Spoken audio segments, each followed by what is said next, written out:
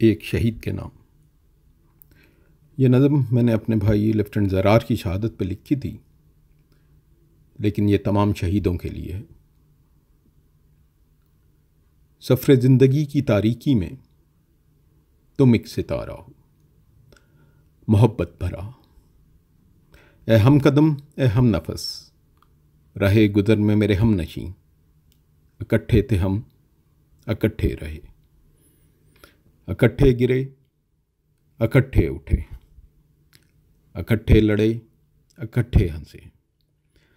عطا مگر تجھ کو ایسا رتبہ ہوا، آرزو جس کی کرتے پیمبر گئے، آج ظاہر کی آنکھ تجھے دیکھ پاتی نہیں، ایک خلش ایک چبھن، ایک غم ایک نمی، رگے جاں میں پھیلتی تو ہے، مگر شعور انسان گما سے پرے، حدِ سوچ لا مکاں سے پرے، آرزو تخیل کی اڑاں سے پرے، ادراک لفظ مانی عالم شور و فغاں سے پرے،